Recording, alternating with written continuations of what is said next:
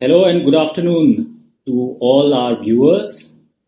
Many thanks, first of all, for logging in well on time. So, just for your information, for this um, program, for the webinar, we already have more than 1,500 registrations, uh, which has happened over a period of 1 week.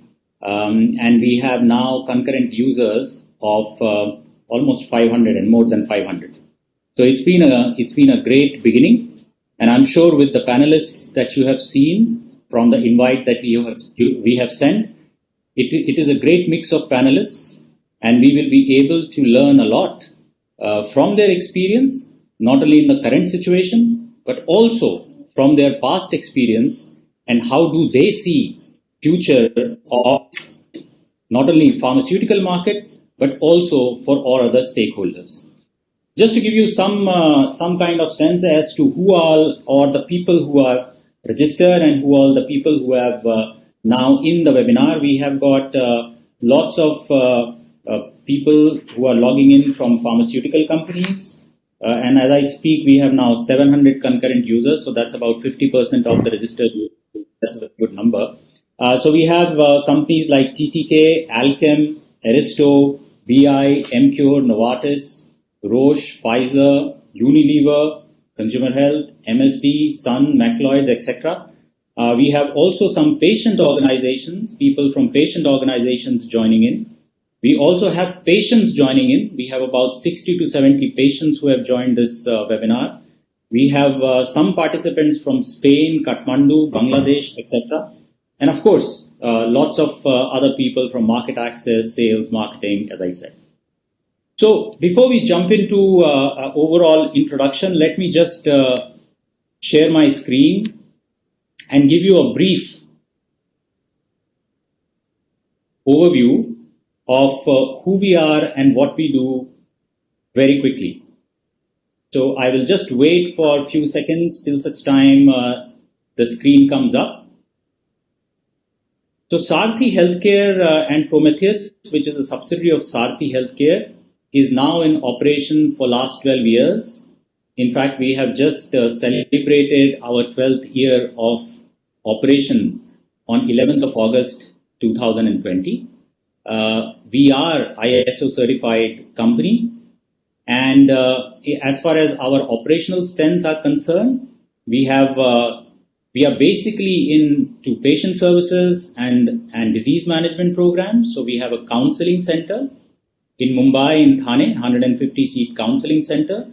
We have almost 300 people on ground doing different types of activities. And these activities are related to home visits, OPD, camps, etc. We speak multi-languages in our counseling center and also have pan-India distribution network for specialized medicines. As far as our programs are concerned, we touch almost 100,000 people and patients and consumers on a monthly basis, run more than 100 disease management and doctor programs, conduct more than 5,000 patient camps, and collaborated with various companies, both in India as well as abroad, for various types of point of care devices, screening apps, etc. We also have doctor education programs, stakeholder education programs, and other programs which will help us to have more engagement and activities as far as stakeholders are concerned. And Prometheus is a digital arm which is basically helping in all your marketing solutions, both from a point of view of digital as well as from a point of view of helping any activities which is development of digital repository. So we have to start with some polling questions which will help us and our panelists understand where are we in terms of our understanding as far as the panelist is concerned, and also it will give some sense as to how is it that this discussion can go before we introduce the topic. So the first question is, what is the cumulative industry experience of the panelists? You can see the first question on your screen now. There are 4 options. Option A, less than 100 years. Option 2, 100 to 150 years. Option 3, 150 to 200 years. And option 4, more than 200 years. So you have in front of you a button where you can click and post your poll, and I will show you the results of that poll in just about 30 seconds from now.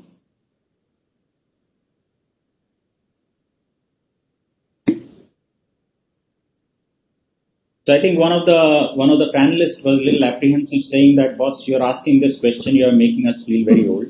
I said, no, not at all. A lot of people will be very, very happy to see that they have wealth and richness of experience in all disease areas. So let's see what the results are going to be. Do we have the poll results now? It will just take slight few seconds because we have concurrent users, which are more than 820 as I speak. 870, sorry. So almost 900 concurrent users. So you can imagine that polling will take just that little bit of time. Yeah. So I'm gonna switch to the results.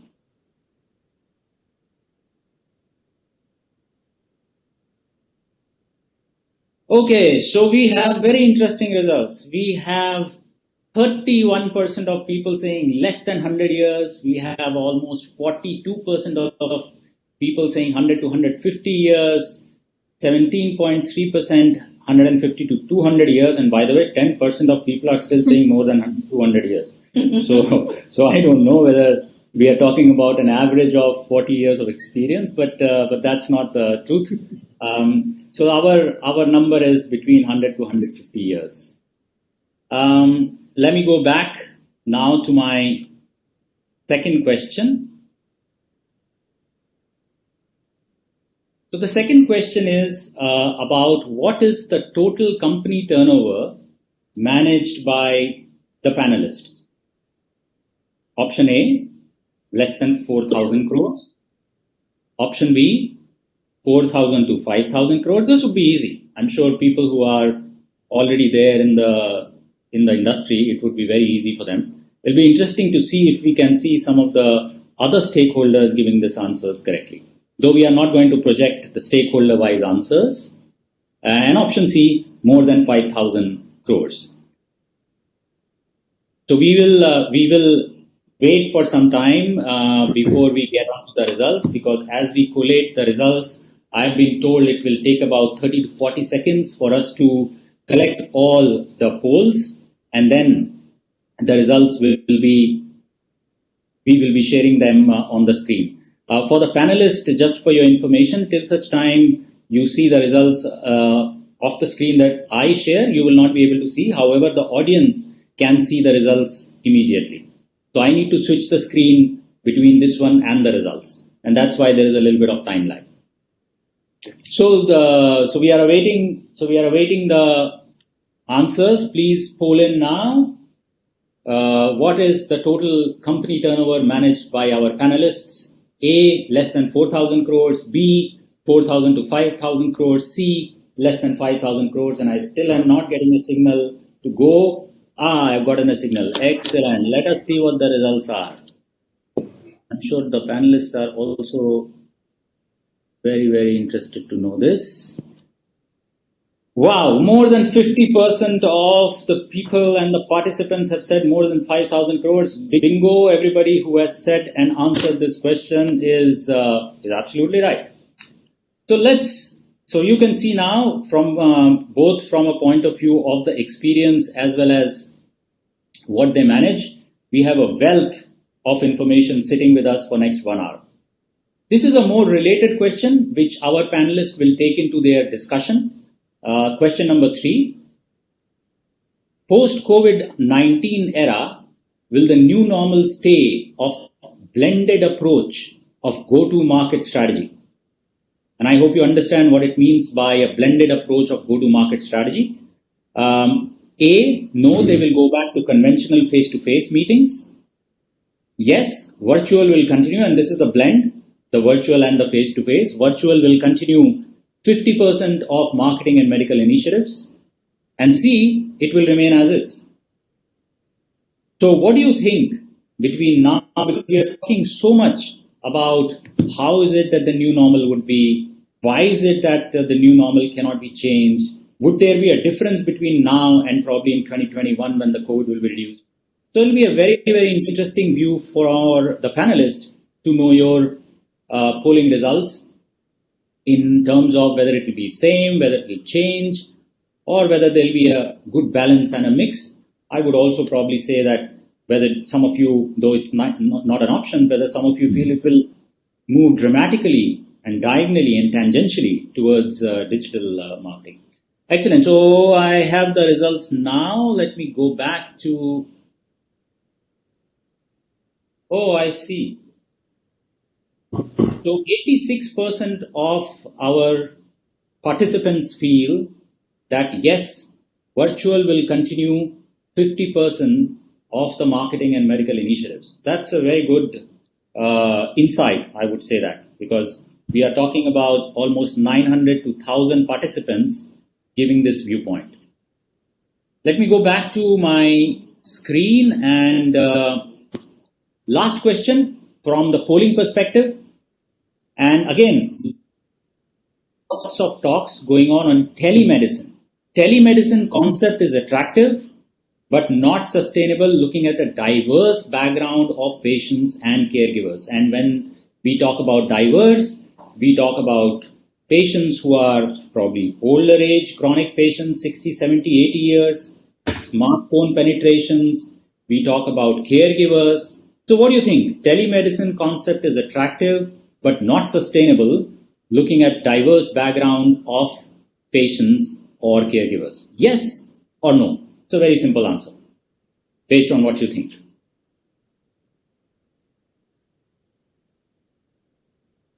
I think there is depending upon which background of disease areas that you come from, the answer might vary, but there is no right or wrong answer here. None of the answers are right or wrong. So it's based on what you feel is going to be the future of telemedicine in India. So it will be interesting to know your viewpoint that whether it is going to be sustainable or not, given the fact that though we are penetrating in terms of our internet penetration, 4G, maybe 5G, a couple of years down the line, but still we are very, very primitive as far as the speed and the internet penetration is concerned.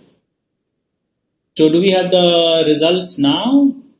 And I can then switch on to the results as soon as I get an okay from my colleagues. We have the results. I can switch on to the results. 77, almost 78% of our participants think that telemedicine concept is attractive but not sustainable looking at the diverse background. So that's very, very interesting. It is attractive, but it probably is not sustainable. Excellent. Thank you so much for all of you to have participated in the polls, and I'm sure as we go on, we will have more questions and suggestions for the panelists. Let me just quickly now introduce our panelists. Sushil Umesh, he has a career spanning 30 years in the pharmaceutical industry. Sushil has worked in India, France, Sub-Saharan Africa. Over a period of time, he has donned various hats, managing large businesses, operations in India, both India and multinational companies, global marketing head for insulin-based and global headquarters, and of course, currently Chief Executive Domestic Formulations, Venetia Biotech Pharmaceuticals, had been Managing Director and GM in Abbott Specialty Care, Chairman Sanofi Aventis, Head Global Marketing in Diabetes Sanofi, and various other experience. Samir Desai is working currently as Zydus Cadila, President, Head of Biologics Business Unit. Samir has been active in field of vaccines, public health for 25 years out of his 33 years long career. He currently chairs regulatory working group of DCVMN and IFPMA, is a member of funding policy review of Gavi, and also has been Board of Executive Directors at Center for Global Hepatitis Elimination, a member of Executive Committee of the Alliance, also has been regular speaker in various national and international forums.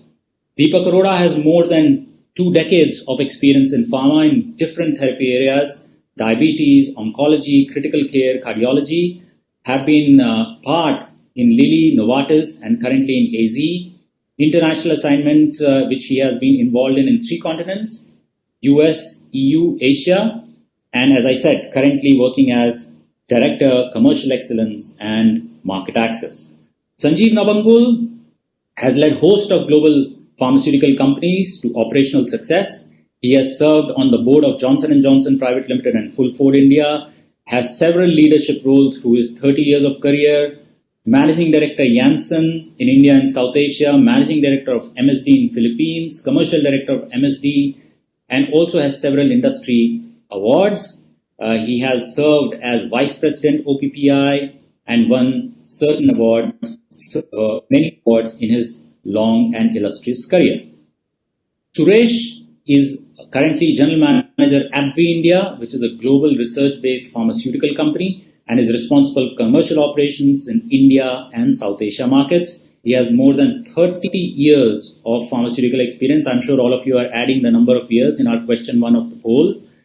In Pfizer, Schering-Plough, MSD, and Ferring. Most recently, he was a Chief Executive Officer for Ferring with responsibility of commercial operations, R&D. Some of the key initiatives are market access, public market business, geographical expansion, and also building capabilities of Ferring in APAC region. And finally, Gopal Agarwal, who has very, very rich and versatile experience in different therapy areas, Indian subcontinent, successful track records and various accomplishments in market access, institutional business, CAM, pricing and reimbursement, public affairs, developing value propositions, MOU in public health systems, patient advocacy group, business development, new product planning, and has led 25 years plus experience in business and people development. So welcome all the panelists, and I will stop sharing now my screen.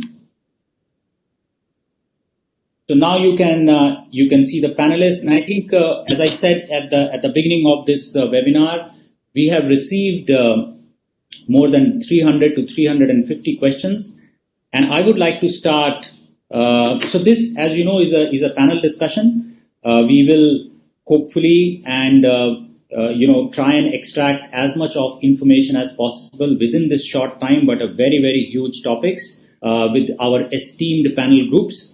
I would request you also, you have a screen in front of you. If you want to pose a question during the live feed, please do that. Also, I would request you, if you want to address that particular question to the respective panelist, it will be helpful for us to direct to that panelist.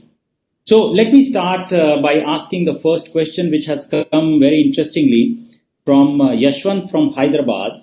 And since the topic of our current webinar is patient independence, pandemic and after, we will talk a lot about non-COVID patients, because I'm sure all of us in last 6 months have been inundated with COVID.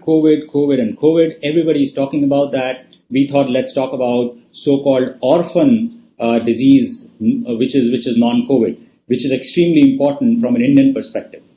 So my first question I would take from the audience. Yashwant from Hyderabad, he has asked a very, very interesting question. How do you define patient's independence, and what is the role that pharma plays in it? I think it will be a good question for Samir to start with. How do you define patient independence, and what is the role of pharma? Samir, would you like to start? Thanks, Mohit. And indeed, it's a very interesting question. When we speak about independence, and today, and you very topically mentioned that we've been inundated with COVID-related information, but it's not just COVID-related information. It's the challenges posed by COVID when we have, accentuated barriers that have been enhanced. We've always had barriers for patients to access quality healthcare. And during these times of lockdown, the barriers have been enhanced significantly because movement is restricted. Most of the tertiary and secondary care hospitals have turned into COVID treatment centers, and therefore, even those who are able to move and maybe reach a hospital are not able to get the kind of care that they deserve. Independence would essentially mean when a patient is able to access quality care wherever she is without restrictions posed by physical or economical barriers. And one of the largest barriers that we face most times, the patients face, and so does the industry, is the lack of information or the lack of awareness. So all of these have actually, I would say, been accentuated during this crisis. And the role that pharma can play significantly would obviously be aimed at, one, making sure that there is more information, more customized and more personalized information, more readily available, which is not slanted towards therapies alone, but is more towards diseases and enabling patients to make certain decisions for themselves. And the second area where the pharma can certainly intervene would be by enabling technology-based solutions where access is improved and thereby overcoming the physical barriers. I would stop there. Thank you. So, Sushil, would you like to comment on especially the definition? If there is something that you would like to add to what Samir has already said, both in terms of what you mean by patient independence in your parlance, and how would you think industry or pharma would be helpful in that? Sure. Mohit, first of all, thank you for putting this together. I think this entire subject which you are dealing with on patient independence is a very interesting one, because with all the COVID communication happening right now, we are sort of losing track of the orphan patients, and there are many of those. I grew up with one very interesting book. That book was called Textbook of Diabetology by Joslins. And if you open that book, the first page it says, a patient who knows more lives longer. Now, knowing more means what? He should know where to get his medicines. He should know who he has to go to. He's got to be sure that the medicines he gets are at the right quality, quantity. And lastly, once he consumes the medicine, what the medicine is going to do to him, do for him, and how he can control or take charge of his life better. So this is very true for chronic diseases, of course. So for me, independence means a patient who knows more about his disease, medicine, and all the stakeholders around him who influence his getting better journey. Sure. So I'll stop there. No, that's a good analogy, Sushil, about Joslins, because I'm sure all of us who have been born and brought up in pharma, related directly or indirectly, have laid our hands on Joslins at one point or the time or other.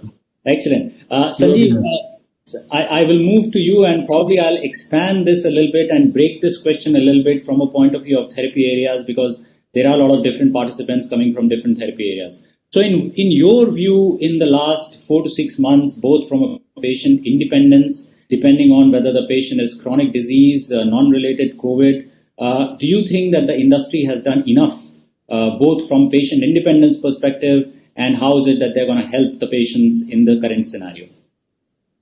I think, Mohit, frankly, if you ask me this from the point of view of non-COVID patients, neither the system nor healthcare providers nor the companies have done enough for non-COVID patients. Let's not,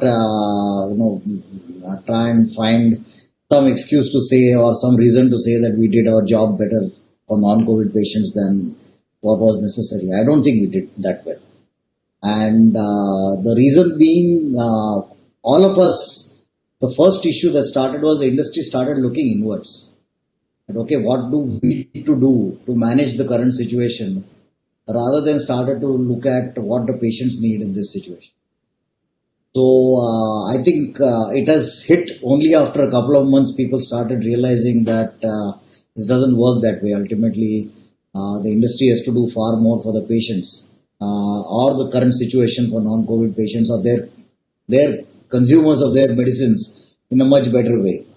And then started to tap the whole journey of how the patient would move in such certain circumstances, in these circumstances. And that's how people have started to move a little bit better now, trying to understand what those different kinds of patients would need. For example, I've been dealing with a lot of fertility clinics were basically closed for last 3 to 4 months. 3 months, 4 months, they were just closed. We actually encouraged them to open and provided them support to open. Yeah, we ensured that patients know that they have opened, or parental seekers started to know that they are getting the centers are opening up. So I think the bigger story is it is very different from a consumer story where consumer is driving change of what he or she wants. But in our case, patients are not driving that change, what they want. Unfortunately, it is still a responsibility of others around the patient to drive that change. So we have to take our responsibility a little more seriously. But I think everybody is learning. I think the industry is learning. And last 2 to 3 months, I have seen dramatic changes in how the industry is approaching to reach out and connecting all the dots between patient, providers, and the company to get non-COVID patients better treatment. No, and that's a very important point, Sanjeev, you raise. And I go to Gopal because he is dealing in rare disease and patients who are actually struggling to get treatment in this time of COVID. So Gopal, would you like to probably also share your thoughts with us as to how would you probably deal with the patients who are suffering with either rare disease or even in chronic disease, because everybody is facing the problems which Sanjeev has just alluded to. So thanks, Mohit. I think patients, we all talk and said that's the foundation of this. At the center of everything what we do, and any decision, whether of it is a pharma companies, governments, payers, it has to be keeping patient at the center of things. As you rightly, so in this COVID era, I represent an organization which is working more towards more rarer. We say oncology, hypertension, diabetes is still quite prevalent. I represent space of hemophilia, lysosomal storage disorders, more genetically more orphan within the orphan category, what you just described. So I think everybody got impacted. Even the COVID-19 patient got impacted because he could not get an access to a quality care at that moment of time, what he required at a very, very immediate perspective. To the patients which are from diabetes, oncology, which we say orphan relatively to COVID patient, yes, they are getting treatment, but from an orphan drugs perspective, where diagnosis already are delayed, care is so delayed, patient has a lot of issues on access to other genetic centers, counseling centers. This significantly impacted, whether in terms of their awareness, diagnosis, in all aspects, it's really get impacted. I'd really like to make one point on your original question on how we can make independence that can maybe make a more sustainable way post-COVID. We need to involve patients in all decision making. We need to empower them in terms of when national policies are getting formulated in any disease areas. They need to be part of those processes, which happens in many more developed countries. It's not happening in India. And the last point, they should be part of all the approval processes in our country, which is not so happening. Patient has to get. Yeah, sure. And Suresh, why do you think it's not happening in India? Why do you think patients are not part of policy making, and why do you think we have not progressed in spite of the fact that we are one of the largest in terms of our industry in the world? Why is it not happening? Yeah, I think, Mohit, we are still evolving, because if you go to the US, there are a lot of patient groups, right, for different disease. I think hemophilia, for example, what Gopal mentioned is one of where there is a hemophilia federation and other things. So there are patient groups around that area, around that disease. But in India, per se, it's not a payer market. And, we have been, I would put it that we are in an evolving stage. And we are yet to get there where there are going to be patient groups which are going to address different types of disease, whether it's IVF, whether it's oncology, whether it is hemophilia. It's only a matter of time. I think the moment the Ayushman Bharat or the PMJ starts encompassing many of these diseases, and many of the the treatments available for such kind of patients are part of that, and then it becomes a payer market. As we evolve into a payer market at some point in time, then you would find that there will be patient groups which will be working on advocacy to include certain types of products into such kind of programs to enable their treatment from different like the Ayushman Bharat, for example. So we have some oncology products, but not all oncology products. So if patient groups are there, actually they can work with the government, they can work with the payers to make sure that the key products which are required for their well-being are included. So that's there. So in the US, it's there in many of the other markets because that's the kind of business model which is existing there. The moment India moves from a current self-pay market to a payer model, then you would see more of patient groups again.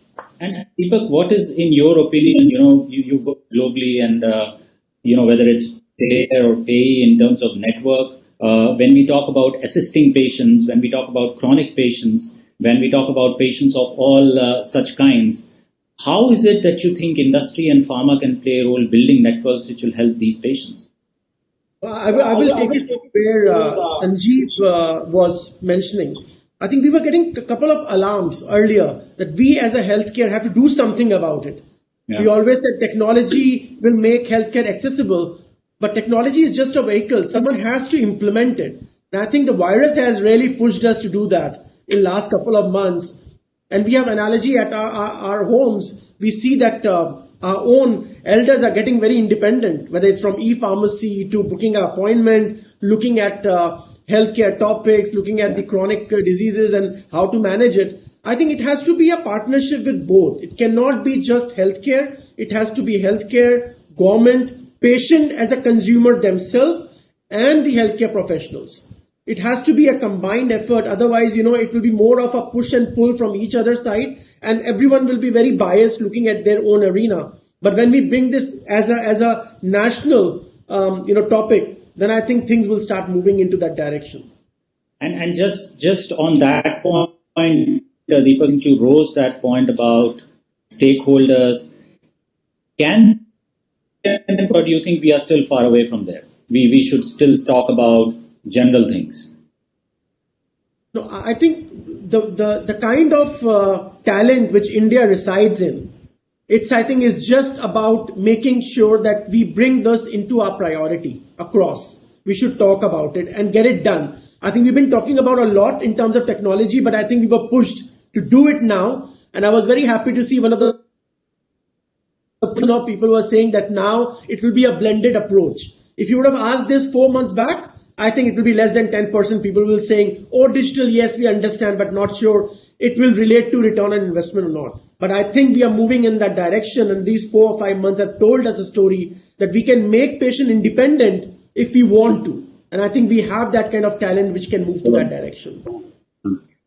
Yeah, thanks on that, Deepak. That was helpful. There is a very specific question which has been asked by the audience to Sanjeev and I. This question is coming from Vijay Bhutto from Bangalore, and probably he's a marketeer, I don't know. But Sanjeev, here's a question for you. How healthcare industry need to transform in coming 5 years to bring themselves in line with patient centricity?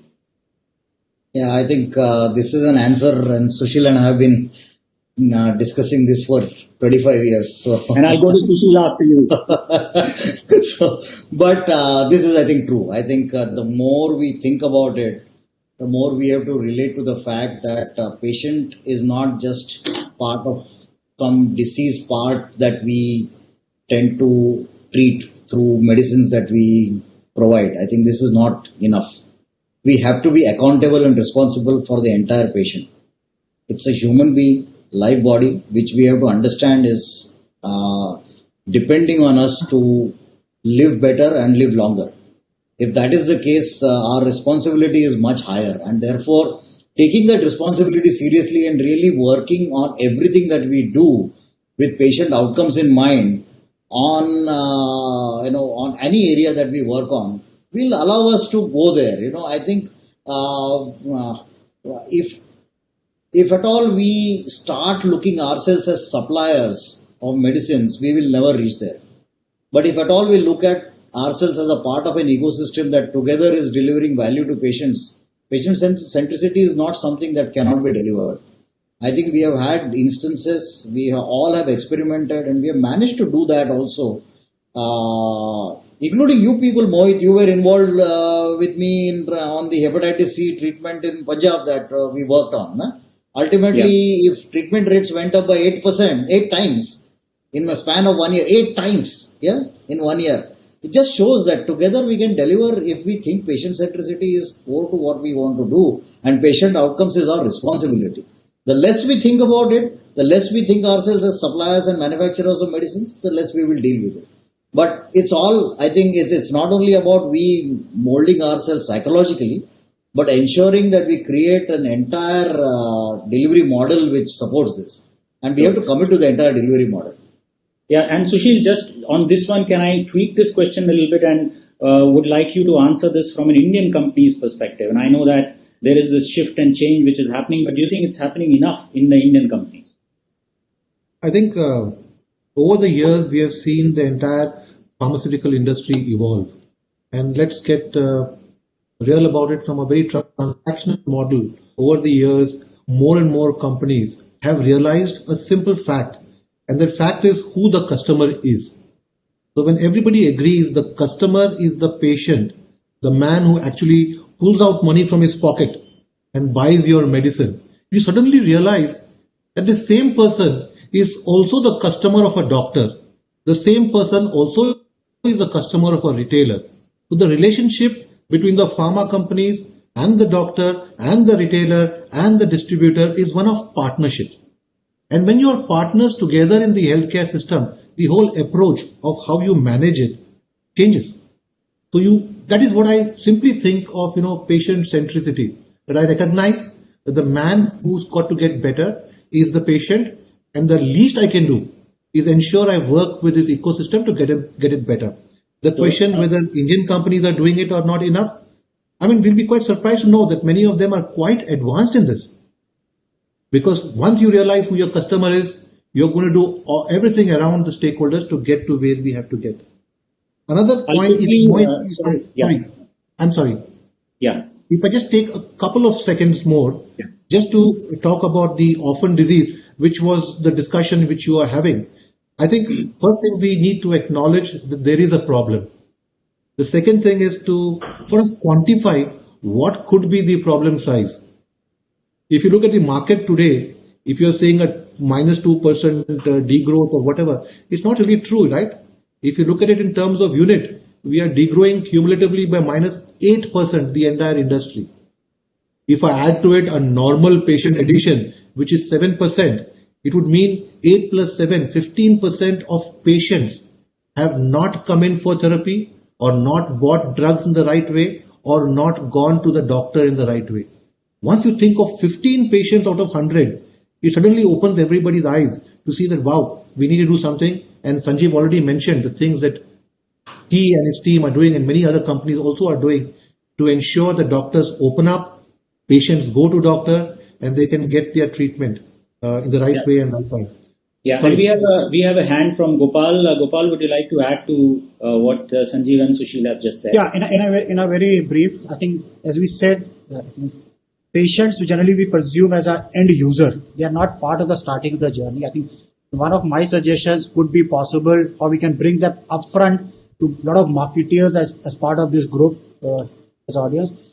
We do KOL's advisory board. We do payers advisory. Do we do patient advisory Gopal, board? may I request you to just be a little back so that people can see your face? Yeah. Sorry. That's right.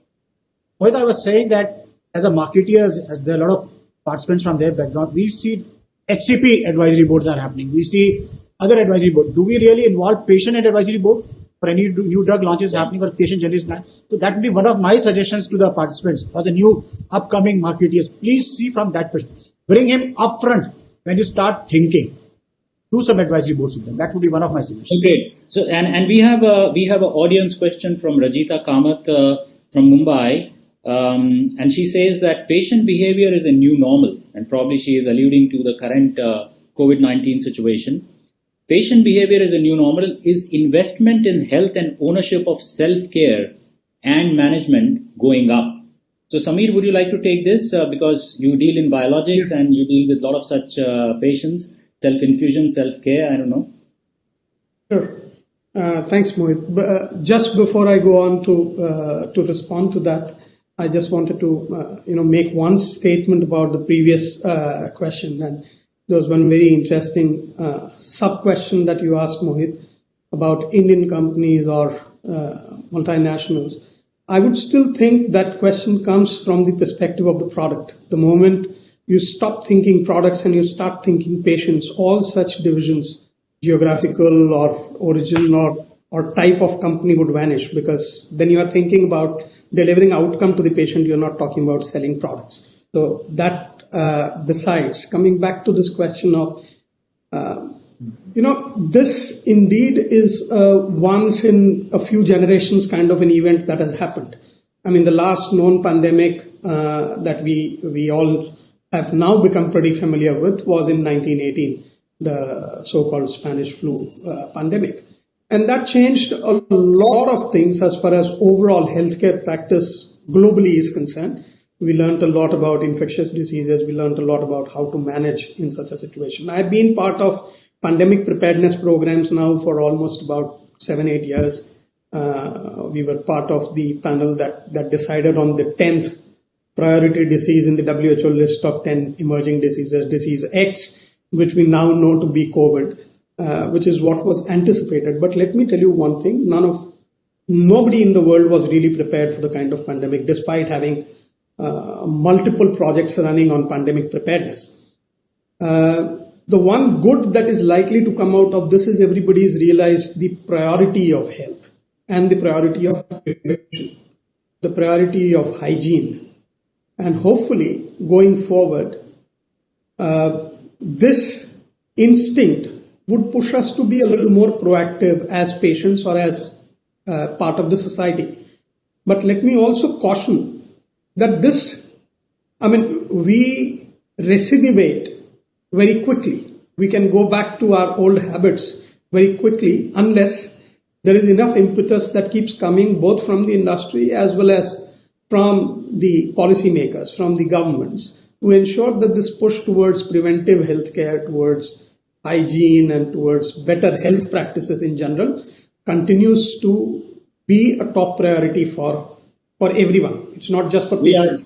Thanks, Amit. So I think that would remain. Yes, thank you. We are 30 minutes almost in topic 1, and I have just one last question before we get on to topic 2.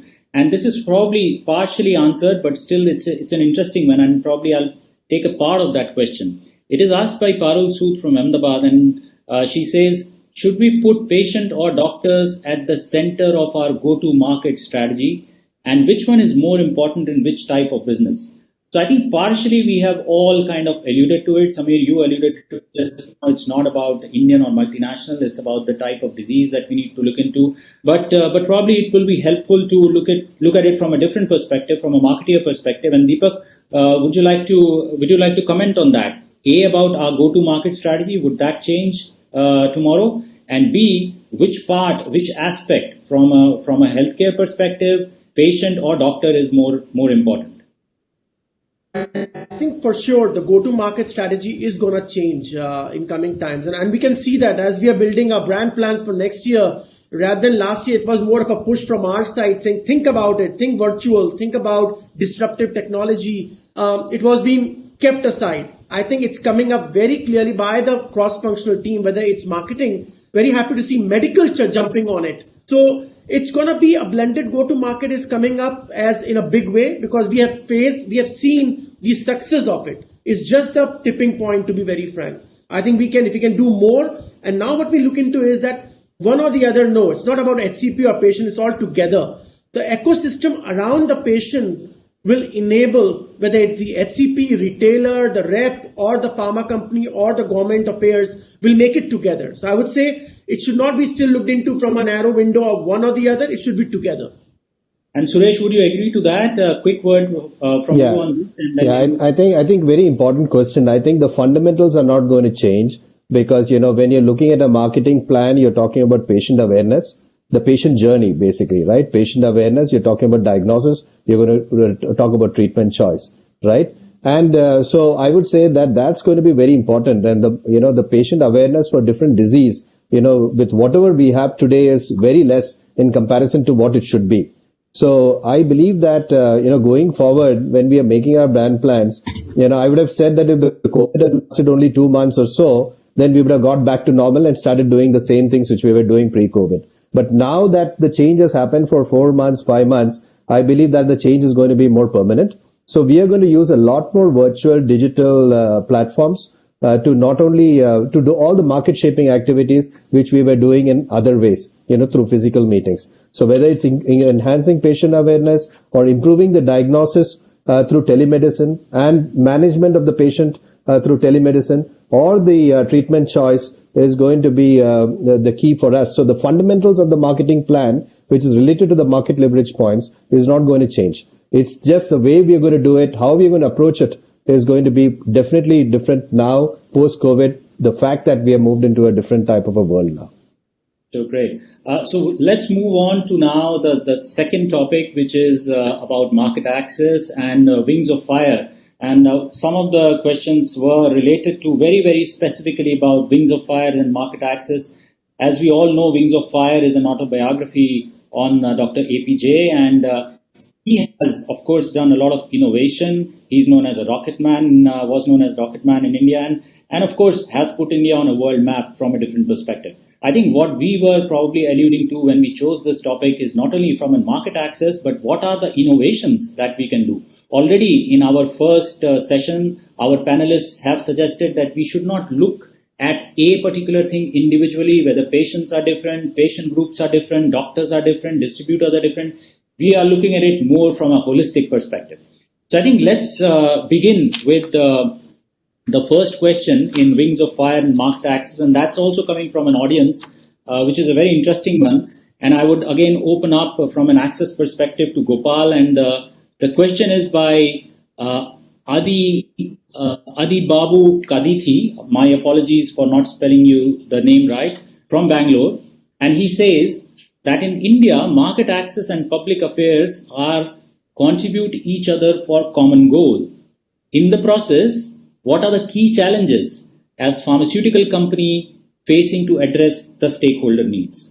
I thought it's a very interesting question, both from public affairs and market access perspective, and how is it that the pharmaceutical company is going to face this challenge? Gopal, would you like to have your first shot on this? Yeah, thanks, Mohit. I think what we speak is quite connected to the previous topic, patients. I think we talk about public affairs, all is all related towards patient only. But there's a little bit difference between public affairs talks more about policy, whereas market access purely around market access. I think what current challenges what we face and some of the innovations what we really can bring forward in terms of affordability we have seen from a patient access journey or a market access perspective, clarity on policies. So what I would propose is this industry bodies like us could really look into more innovative access models, which could be more outcome-based agreements with payers and policymakers, because COVID will definitely have a lot of crunch on our financial resources in the state governments. We can look forward for more of a partnerships and collaborations to improve capacity and capabilities within the healthcare setups in the industry, which will be a good combination of public affairs to do that level of advocacy and market access to build that collaboration at the ground. So I see a great opportunities. The government is quite flexible. I'm hearing Harshvardhan and a couple of other people. They're looking forward for some of the innovation and support from the industry. It's up to us now, how as market access, public affairs, we put it together to present a strong value proposition, which is beyond just medicines. I think industry has to think beyond medicine. That would be the key, and come with a very genuine intent to the government. Yeah, so you made a very important point, Gopal, about 2-3 things. One about outcome-based, second about value proposition, third about market access based on price. In spite of the fact that we are one of the cheapest in terms of prices of medicines, still the access is very challenged. So Samir, from a point of view of, since you have been on board members in public affairs, government, etc., how would you think that these are the things that are being addressed by the industry with respect to public affairs and market access, especially in biologics and high-priced medicines? And I would say the question itself, to a large extent, addressed some of it. We all would agree that access, you could talk about access in two parts. One is the affordability itself. The other is the ability to access those medicines. It's not necessary that every affordable medicine is accessible or vice versa. As far as funding policy decisions are concerned, and Gopal did speak about policy and public affairs, etc. Funding policy decisions are very clearly outcome based, and those are essentially trade-offs that one makes in terms of deciding what is the intervention that is going to provide largest public health value. As far as the industry is concerned, I believe one of the challenges, and we were speaking about this a little while ago, just before the webinar as well, Mohit, is that the industry suffers also from a lot of intermediation.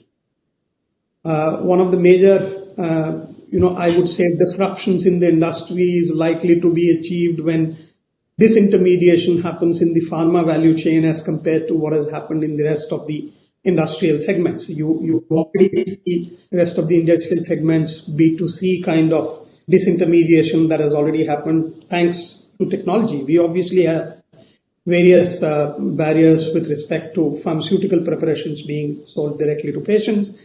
But then technology is making this possible, and going forward, we are already seeing some of it happening elsewhere. Going forward, I believe industry would have to take a lead as far as disintermediation is concerned. And secondly, access would improve dramatically if policy supported access, as in making universal healthcare, affordable to everyone. As you very rightly said, in India, even a 10 rupee tablet could be unaffordable for many, a large section of the society. So it's not just about the cost of the medicine, it's also about the policy environment that makes universal healthcare. Suresh spoke about PMJ, and I believe that's a great start, but it's just a start. There's a large number of, sections of the society that are as yet not covered fully. And once that happens, I'm sure this question of access, quality, and affordability, all three can be addressed much more effectively by the industry.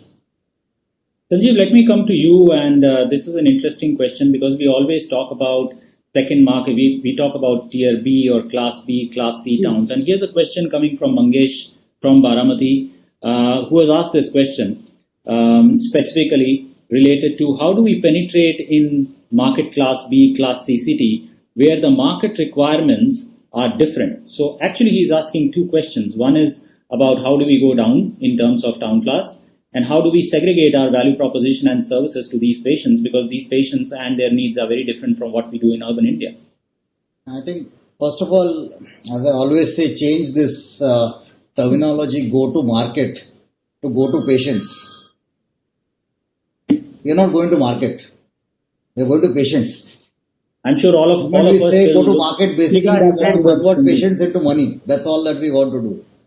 So if we start thinking about that, then we can look at penetration in markets, penetration down the geography. Secondly, our responsibility as industry is higher.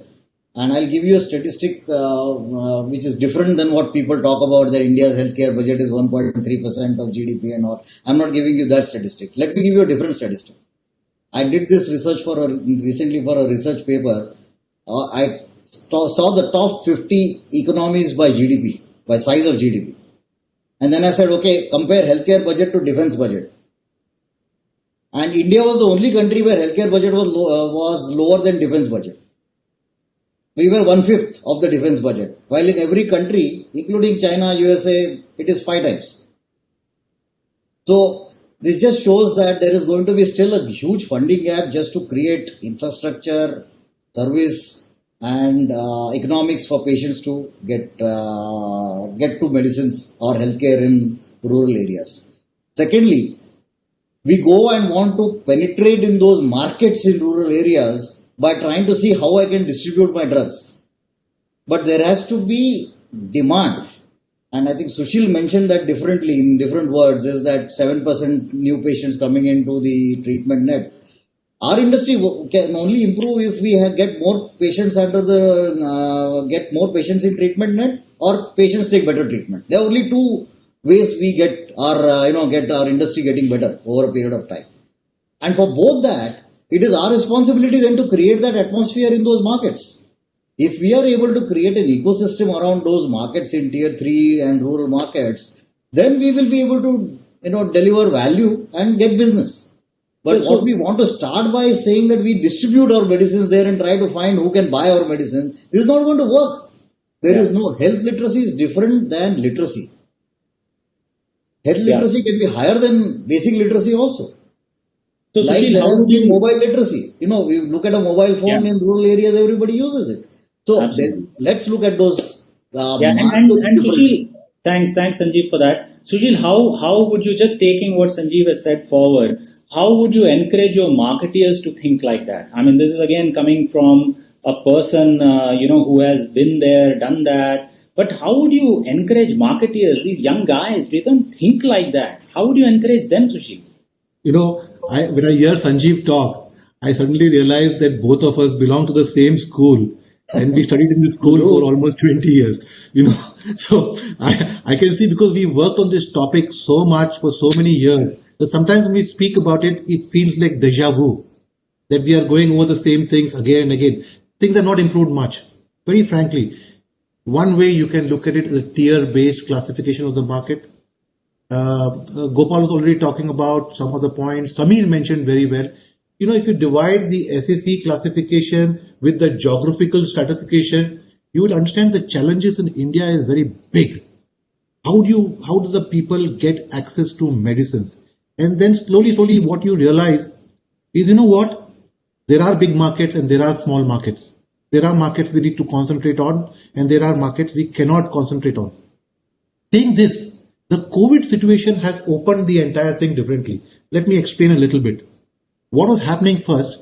Let's take a place like the outskirts of Delhi, where somebody would walk in, get treated with a doctor, and go out back to his place, buy the medicine in and around the doctor, and go back to his hometown.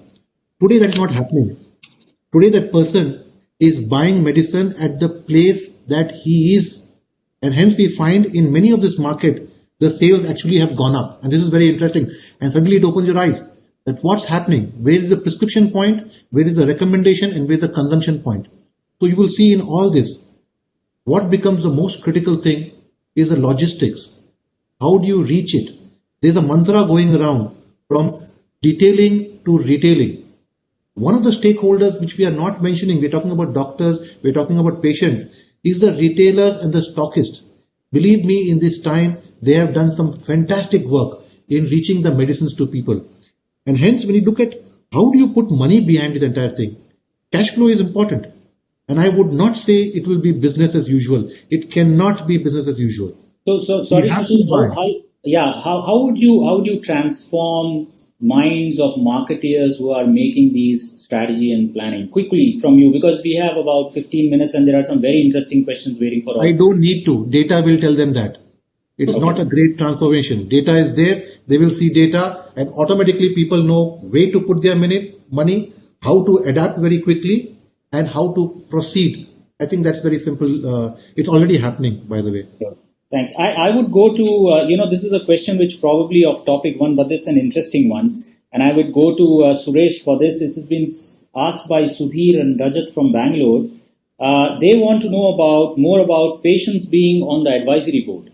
And do you think that that's happening already? Do you think it's a good thing? Do you think that that's not happening? What is your opinion, Suresh? And probably I can go to Samir as well, because these are things which might be very, very interesting from a long-term perspective. Yeah, when we are doing new product planning, especially if you want to bring in a product, while we do, primary market research with doctors, we do touch base with patient groups or patients who have been treated to find out how the patient journey is, for the different products. So they are not part of an advisory board meeting per se, but that is usually held with the healthcare providers. But patients are a touch point for us when we do the research to understand the patient journey as well as the customer journey. So it's part of the new product planning process. But whenever, like different disease have different groups. So like the hemophilia has got a patient group. So if we have patient groups for a specific disease, then it's much more easier to go to them to get their advice on, how they're getting treated, where is the unmet medical need, is there a gap in their current treatment pattern. These are things which we could ask them directly as a group, because they have experience in that. But today, as part of the planning process, we do meet up with patients to understand their own journey with different types of disease, especially the chronic ones. If you're talking about ulcerative colitis or Crohn's disease, or you're talking about rheumatoid arthritis, you would reach out to the patients to find out journey and what are the key areas which we could, as a pharmaceutical company, when we are launching a new product or existing product, intervene to support them in their disease management. So Samir, do you agree to what he's saying, Suresh is saying, or do you think that there can be something more in terms of engagement with respect to patients, especially with biologics? No, there can certainly be more. As Suresh said, yes, there is more engagement with patients now. And since you mentioned biologics, let me quickly give you an example. For the past 5 years, there is a project that we've commissioned with young artists. We choose 12 young artists each year. And we encourage those artists to go and interact with patients who have actually, been afflicted with serious autoimmune diseases and their journey of recovery. And those artists are commissioned to paint that story. So they actually give expression to the patient's feelings. And then we've even held art exhibitions around that whole project. But then there can certainly be more. And just to add to what was earlier said by both Sanjeev and Sushil, and one statistic, Sanjeev, and this might be a little different than this was also telling, that about 65% of healthcare spends in the A-class markets, as we have typically called them, are done by people who travel from B and C class cities to get treated in A-class cities. And that's one of the other challenges of healthcare infrastructure.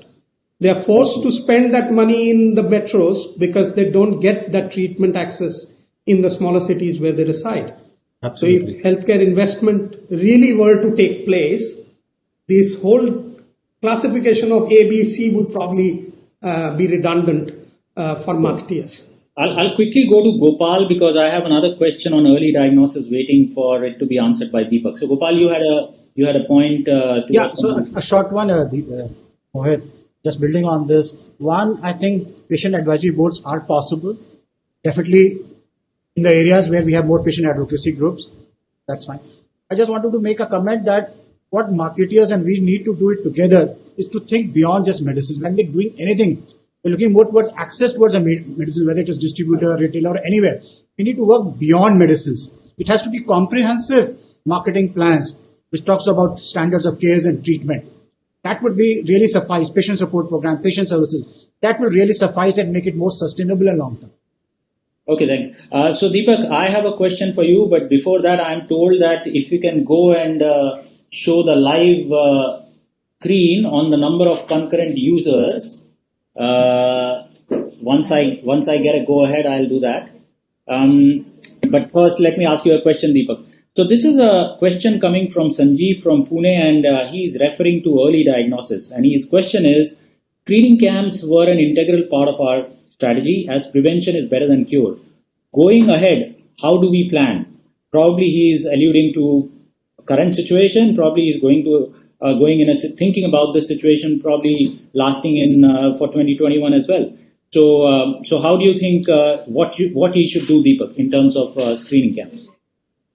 I think screening camps are great, conventional way of bringing patients and or caregivers or creating awareness. But I think as we are talking about technology today, there are two aspects which we should look into. I will just connect back again that you don't have to get people in a room to do an advisory board now. If you have a will, then social media listening, just listen to what they're interacting, what they're searching for, what they're looking out for, will give you a lot of answers. Now from diagnosis and early diagnosis, I think somewhere we need to put our digital disruption to it.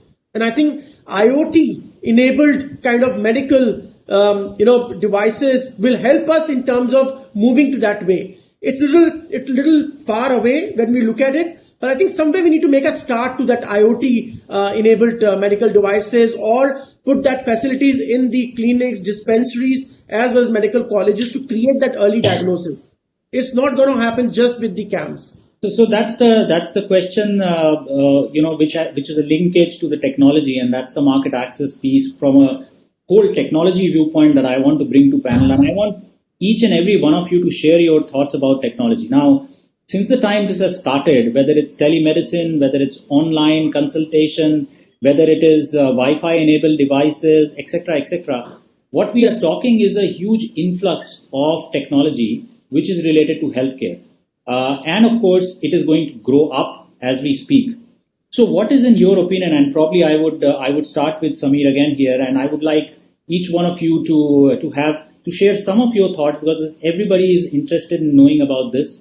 How is technology going to be helpful as an interface between all stakeholders? And all the panelists are talking about everyone together. We are not segregating into patients or doctors or stakeholders. So, how do you think technology is going to be helpful in integrating all the stakeholders? And I would specifically like you to focus your responses on the patients. So how from different perspective, the patients will be helpful in integrating these technology, whether it's from the industry, whether it's from the government, whether it's from the third party. So I would start with Samir and probably go through the panel because this is an overarching question of technology interface. Sure. Thanks, Mohit. And I think Deepak alluded to some of it already in the previous answer when he said connected devices, Internet of Things. Essentially, technology is an enabler means to an end. What you're trying to create is in the virtual world a place where all of us can be together without physically being together. So whether it is the patient, the caregiver, the healthcare provider, the distributor or the e-pharmacy, the company, or the government, the whole of it. I think the way technology can do this is in a seamless manner integrated. One of the biggest equalizers that technology has really brought about, and my firm belief has been that the two of the greatest inventions of technology, which have really created an egalitarian world, so to say, are vaccines and mobile telephony. I think they've put us on an equal ground. I mean, and with the keypad being taken out of computing, mobile telephony has really become very, very, user friendly. So I think through these one instrument, creating this ecosystem, and therefore certainly a regulator would be needed to make sure that all of this is getting seamlessly integrated without compromising on ethics, without compromising on confidentiality, privacy, etc. Right. But I think industry can play a major role, and not just as marketing programs of individual companies, but together as an industry body, I think we need to create an ecosystem where all of us can get connected. And that's where I feel the largest or the most important role of technology lies. Thank you. Sushil, your thoughts on it, and do you think that industry can play a very important role in terms of helping patients, helping caregivers? Yes, I believe so. And this is not linked to COVID or anything, but this is a fact of life. At some point of time, you cannot replace interactions because we are all social animals, right? That's an important thing. And we got to see how the digital technology weaves into our social needs. So if you look at a patient, because you said keep patient at the center of it, there's a journey which he goes through from awareness to diagnosis to treatment to compliance. And each one of this becomes a separate topic on how technology can weave into and make his journey and job that much more simpler. Right from the lab technician interacting with the patient to the doctor seeing reports, talking back to the patient, to his final compliance of how he stays on therapy. So the entire journey can be digital. I am aware digital means so many different things to so many different people. Sometimes just pushing out webinar invites or pushing out SMSs becomes, I'm doing something digital. That's not really true. So hence, I'll just not talk about, because then it becomes a very long topic. It's the entire journey, right from awareness to treatment. We can interface technology without taking away social connect from the patient. Talking to people, meeting people, seeing people virtually, albeit on a screen, but still keeping the social fabric intact. Because ultimately, patient not, we are all human beings. That's a good starting point for me. Absolutely, that's a good starting point for me to go to Sanjeev and ask him the same question, because we all are social animals. We have been pushed into a situation of a virtual world, and moving forward, how do you think, Sanjeev, we would balance this, and how do you think patient will be able to be empowered by the technology from the industry and stakeholders? Yeah, I think first of all this will find its own balance. Whether it is telemedicine, virtual treatment, everything will find its own balance at the end of the day. I think, and allow it to find its own balance. Unfortunately, we were tending lower towards technology, which we now are accepting that it is good part of another medium for us to help to get to patient outcomes. The more important thing that technology is doing today is the fact that patients are realizing and people are realizing that they're missing healthcare. And this is a great opportunity for us to connect all the stakeholders and really change patient behavior in such a way that health-seeking behavior of patients improves now. This is our best opportunity because really there is a pinch being felt. If the pinch is not being felt, then this would not happen. I think I would rather use technology to connect all the stakeholders to change patients' health-seeking behavior right now. Sure. And Deepak, we come back to you because you started this point on technology, and it's a very important one. Everybody is looking forward for this panel to give them insights. So what do you think from an access perspective, it would be helpful from patient at the center, whether it's awareness, because a lot of people have spoken about awareness, Sanjeev has alluded to that. Do you think this would be something that we need to make sure that we deal this with more often, try it more often, and help patients get to better standard of care and quality of life? Sure. And I think it's going to be a mainstream. I think we are missing out on two aspects of the big data which will come along with technology, as well as the AI. These will become a mainstream of all we talk about in technology or the digital disruption. The connectivity, talking about the computing power and the storage, is enabling us to make that disruption. We should keep in mind, I think one of the questions which was being asked, is telemedicine be sustainable or not? And many of us said no. I think the challenge to us is, can we make it sustainable? I'm sure we can bring these ecosystems together, these stakeholders together to make it sustainable, because the follow-up patients versus a patient which is diagnosed and coming to see you face to face, a lot of follow-up can become digital and can help building the capacity and capability. But the answer lies with us. Do we want to make that change, or we want any other virus to come and push us for that change? Yeah, I think currently we have been pushed, and while we have been pushed, we are not doing bad. I'm sure we can all do better. And I think, Gopal, I was coming to you since you've raised hands anyway, Gopal. Yeah, so I think it's a great question. I think a lot of debates are happening internally and externally. What Sanjeev and others were sharing, and Deepak also, good balance is important. And I'd like to elaborate more with an example. For example, a country of 1.3 billion population, can you do screening of everyone? Not possible. So many disease areas. Technology can play very efficient, effective, affordable in some specific areas like diagnostics. You can have artificial intelligence system which can really tell which are the potential candidates, suspected patients which can go for a next level of screening or diagnostics. Can't do mass screening programs. So I feel the good balance, right application in the right segment will make a difference. And what I think what Sushil was mentioning, social connect, since we are a social element, is critical for a greater compliance and adherence in a later part of it. So we have to see in the entire journey of patient where we really want to use technology more effectively. That's the key. Sure. So I actually have a lot of questions, but we have run out of time. I think now I have one point, Mohit. I just wanted to add on. Sorry.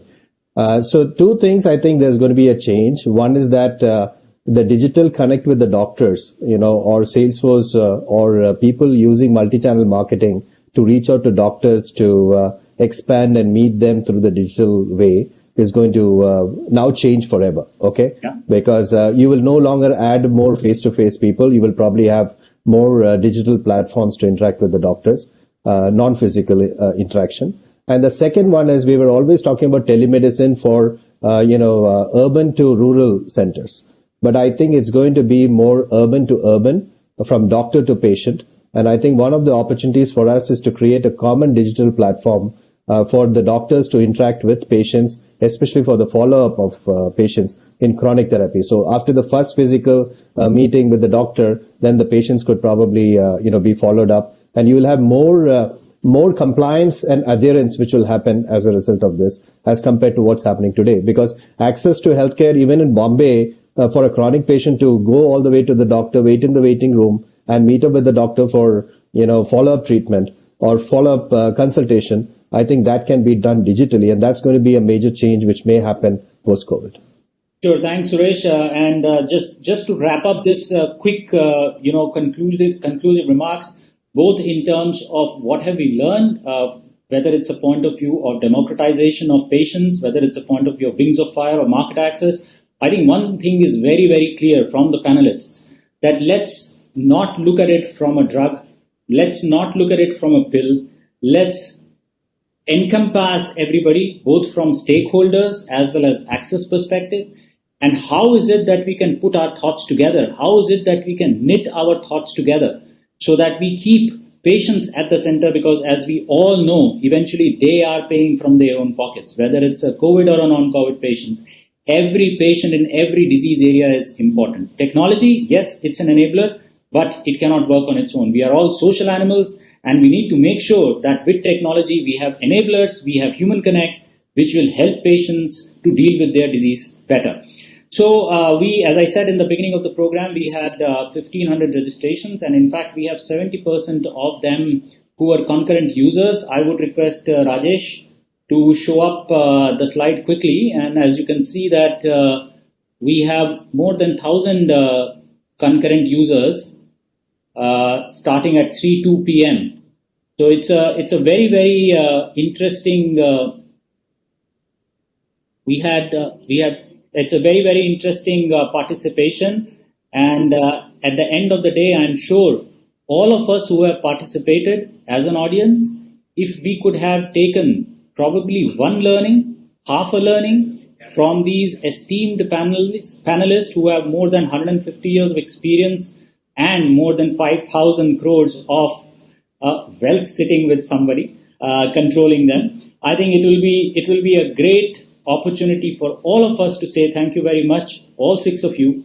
There are some suggestions and comments also which has come that can we do this more frequently. The answer to that is yes. It will also depend upon availability, etc. But at the end of the day, it's been a wholehearted experience. So many thanks to you panelists, all 6 of you. Have a great weekend, have a great Independence Day, and thank you very much to all the 1,000 participants and more who have been there as a part of this program. Thank you so much. Have a great weekend.